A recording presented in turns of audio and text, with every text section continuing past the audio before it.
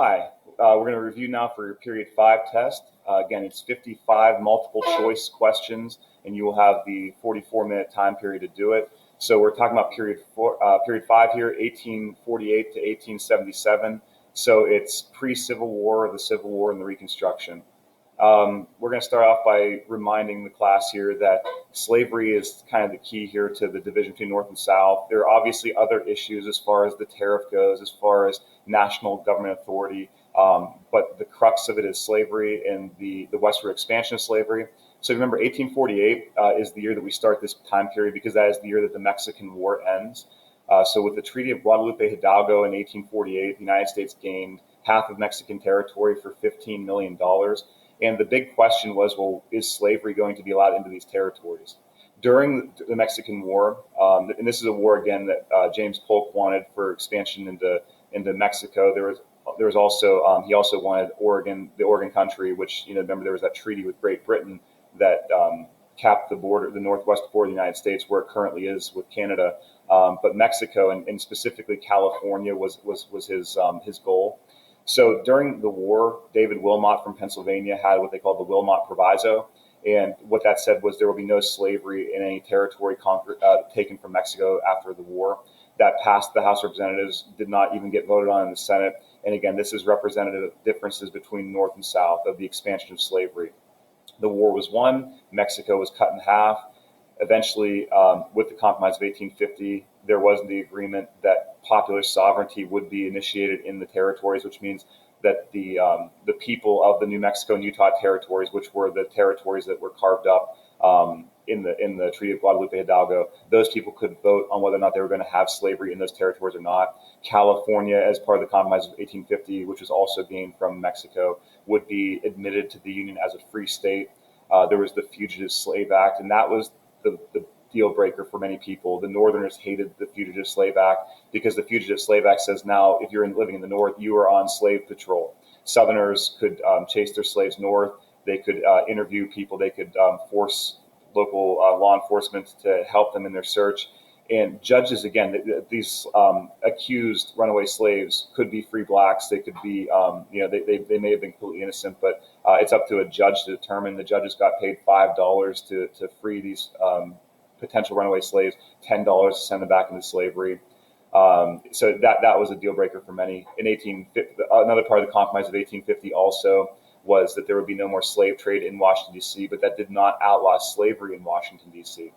So Compromise of 1850 is the last gasp of North and South trying to compromise over the future of slavery. But now that we've gotten to the West Coast, there's no more Western lands to really deal over.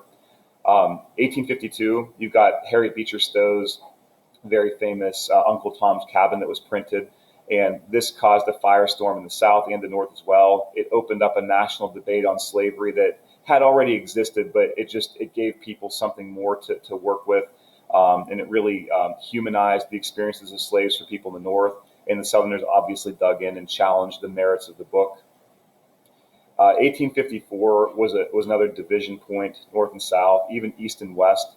This is when the Kansas-Nebraska Act was passed. The little giant Stephen Douglas from Illinois wanted the transcontinental railroads going through Illinois all the way to California to be federally funded. In order to get that railroad passed, he needed Southern support. Southerners wanted an expansion of slavery.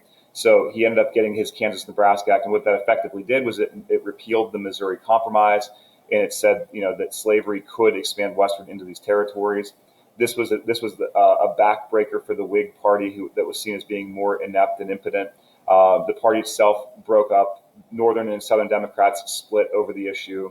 The new Republican Party was formed. So in 1854, in the congressional elections, the Republican Party was on the ticket. By 1856, they were fielding a presidential candidate in John Fremont. And then in 1860, obviously, Lincoln becomes the president as a Republican. So the Kansas-Nebraska Act is in effect. Slavery is potentially moving westward, but it's all up to popular sovereignty. It's all up to the states. In 1856, Kansas was up for statehood. There was a vote on popular sovereignty, and you had border ruffians from Missouri who were crossing the border and illegally voting in favor of slavery. So in 1856, you have two different governments in Kansas. The federal government and Franklin Pierce, and then later in James Buchanan, recognizes the pro-slavery government, Lee Compton. There's skirmishes and fighting between pro-Southern or pro-slavery forces and anti-slavery forces. They call this Bleeding Kansas because John Brown comes and hacks 5 people to death at Pottawatomie Creek, which is just one of the many violent episodes happening in Kansas. It's considered to be a microcosm of the Civil War itself, Bleeding Kansas, because this is slavery versus anti-slavery. There's now we're fighting versus just discussing slavery. In also 1856, you have the caning of Charles Sumner on the floor of the Senate by Preston Brooks. There's violence occurring now. 1857, you've got the Dred Scott decision, which makes a lot of Northerners feel that there's some kind of a national slave conspiracy because this Dred Scott decision was issued 2 days after President Buchanan comes to power, Democrat from Pennsylvania. And it says, first and foremost, that slaves are property, that black people can never be citizens. And because Dred Scott was moved into northern territories and northern free states and came back and was still considered to be a slave, slaves are transportable. So this was a division point for many, North and South. 1859, you have Harper's Ferry, that John Brown's back in. He raids Harper's Ferry, trying to start a slave uprising. He himself was hanged as a punishment for this, but for many, he was considered to be a martyr. Going back to 1858, Abraham Lincoln makes a national name for himself in the Lincoln-Douglas debates. He loses the Senate election, but he makes a national pitch for the Republican Party as far as their view on slavery. Remember, the Republican Party was not necessarily anti-slavery. They were anti-expansion of slavery. They picked up on what the Free Soil Party that ran the 1848 presidential election pushed, which was, keep slavery contained to where it is now, but do not push it out west. We don't want white laborers to compete with slave labor because that's not going to fly. So in 1860, after a long go around and a very long story that we're going to not really tell here, Abraham Lincoln does become the Republican nominee over William Seward, over Salmon Chase, over Edwin Bates, and other very prominent Republican figures in their day. He runs against a mixture of Democrats. So the Democratic Party itself split. Stephen Douglas, the little giant, is the Northern Democrats' choice for president. You have John Breckinridge, who is the Southern Democrat running. You have John Bell Hood, who's he's the border states candidate. So Lincoln benefits from having a Democratic Party that's fractured in effect 3 ways. Lincoln doesn't win any state south of any slave state, period. Not those states south of the Ohio River, but he does win every single northern state, the Midwestern states, California and Oregon. He is the president as of 1860. When he becomes president, the writing is on the wall that, in the Southerners' perspective, the writing is on the wall that slavery's days could be numbered. Even though it would take a constitutional amendment, it would take 2/3 of Congress and 3/4 of the states to actually outlaw slavery, which they didn't have the votes for. But they weren't going to wait and see what happened. But in December of 1860, South Carolina secedes. By March of 1861, 7 states had already seceded. When Lincoln takes power in March of 1861, 7 states had already seceded. April of 1861, Lincoln tries to reinforce Fort Sumter. Southerners blockade the attempt to reinforce. Shots are fired on both sides. So Fort Sumter is the beginning of fighting North and South. Nobody dies. But what Lincoln does, he calls for 75,000 troops to go south to quell the uprising. And the 4 states, the 4 other southern states that had not yet seceded, Virginia being the most prominent of them, decided that this is their chance to secede. So you have 11 seceding states. Lincoln suspends habeas corpus in an attempt to shut down freedom of speech in the press in some of these border states because he has to have Maryland, he has to have Kentucky, Missouri, Delaware in order to effectively wage war against the South. Maryland and Kentucky, in his mind, were the keys because Washington, D.C., again, is carved out from Virginia and carved out from Maryland. So he had to have Maryland so that Washington, D.C. would not be surrounded. Kentucky is kind of the gateway into the South and the West at that time. So have to keep those states. First battle of the war, first Bull Run. We're not going to be necessarily tested on all of the battles themselves. Turning points, though. Into 1862, George McClellan is waging war against the South in the Peninsula Campaign. It does not go well. Robert E. Lee becomes the commander in May of 1862 after Joe Johnston is injured. The big turning point in 1862 is the Battle of Antietam. If you remember, the Europeans, especially Great Britain and France, were considering joining the war on the side of the Confederacy. Obviously, the slave issue held them back, But as far as cotton went, as far as commerce went, the European economies were hurting. Antietam proved to Europe that the Union Army was in fairly good shape, that they could still fight decisive battles. And that battle itself was Lee's first attempt to march into the North to try to take northern opinion away from the Union cause. It failed. 1863, as the war is still not going well for the North in many ways, the Battle of Gettysburg occurs. And this is, for many people, the turning point of the war, because the South goes on the permanent defensive after this. The Union takes the battle to Virginia, and it's going to stay there on the Eastern Theater. This is Lee's second and final attempt to take the war itself into the North, and obviously that fails too. Gettysburg is the bloodiest battle of the war. The very next day in Mississippi at Vicksburg, Grant wins a victory there after the siege of Vicksburg, which has lasted several months. Because the Union Army had taken Vicksburg, they now control the Mississippi River. They cut the Confederacy in half.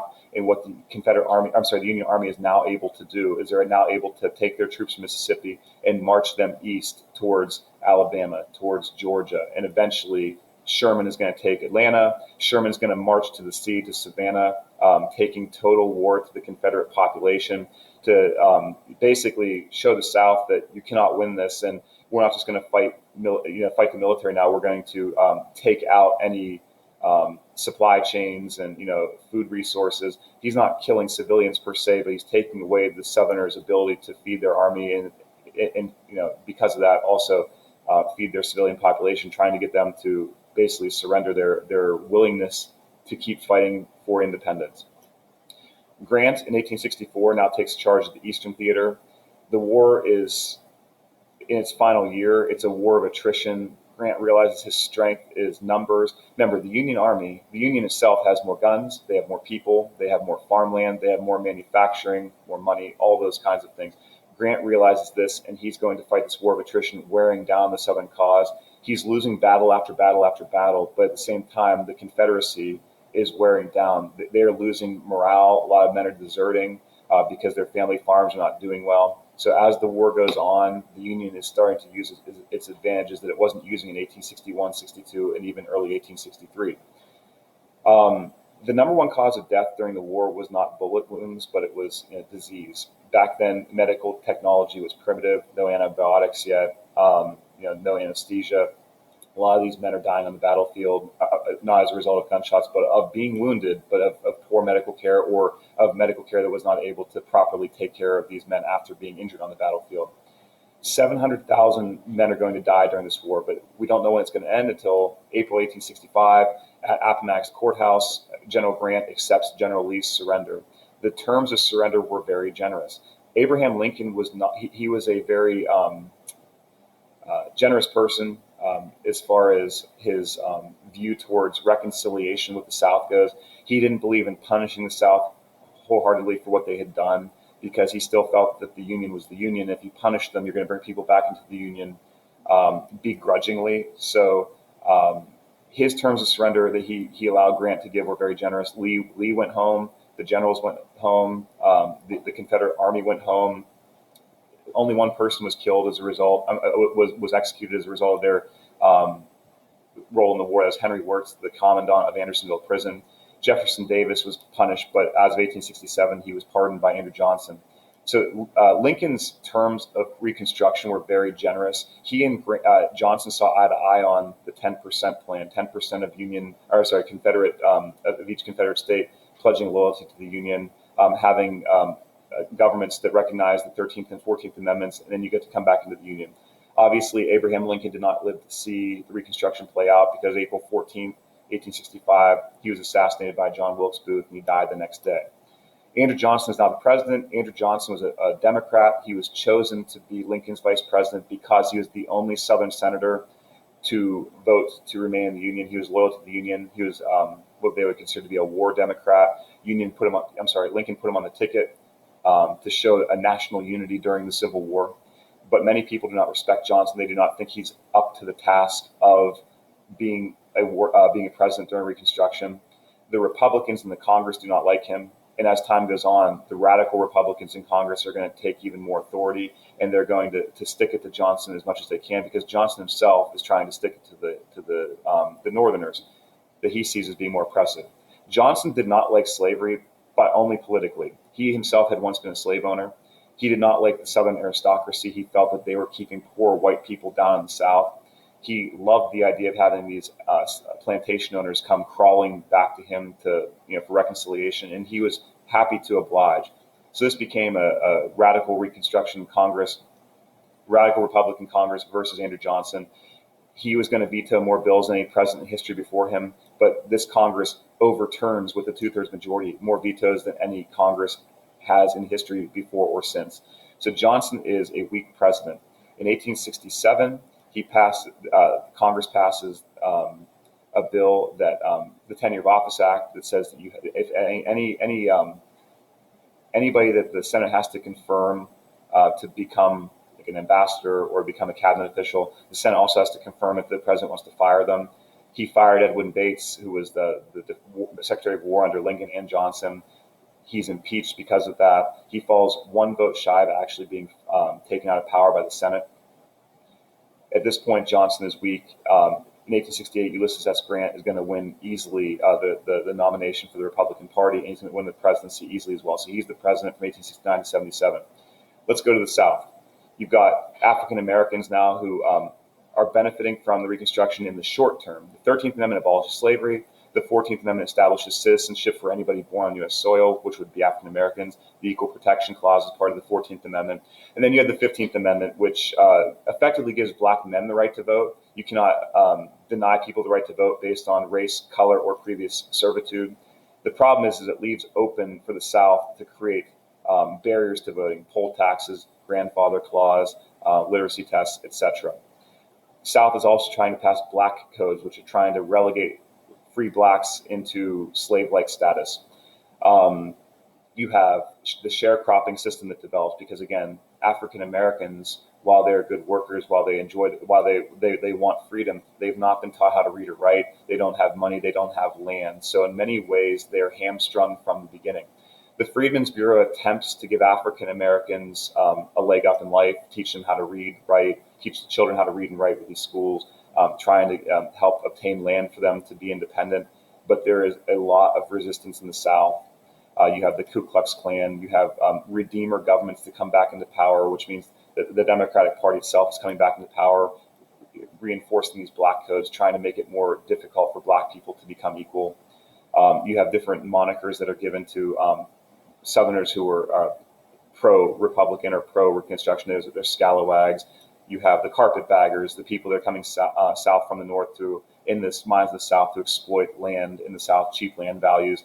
So there's a resistance, and there's this myth of the lost cause that grows up during the Reconstruction that we were outgunned, we didn't have enough money, we didn't have the people that the North had, but we had heart. And you can't take that away from us. You can't take away our spirits. We're going to outlast the North. As time goes on, especially with the Panic of 1873. With corruption of the Grant administration, a lot of Northerners lose. They're not supporting Reconstruction as much. It's not on the front burner as much. They have their own fish to fry, their own problems, if you will. The election of 1876 is one of the closest in American history. Until the day before March 4th, 1877, which would have been Inauguration Day, we don't know who the president's going to be. History says a backroom deal may have been cut. Rutherford B. Hayes is going to become the president for the Republicans. He wins 185 electoral votes to 184 for Samuel Tilden. In return, he's going to put a Southerner in his cabinet, but more importantly, he's going to pull Union troops out of the South, which will effectively end Reconstruction. So as far as African American goes, Reconstruction is a success in the short term, but in the long term, especially after the Union Army leaves, they're going to be at the mercy of Southern Redeemer governments that are not going to respect their civil rights. Remember, the Civil Rights Act of 1875 was passed, which gave African Americans rights to be on juries, gave them equality in public places. But by 1883, that's going to be overturned by the Supreme Court. If you have any questions on this, please feel free to email me. Have a great weekend. Good luck studying.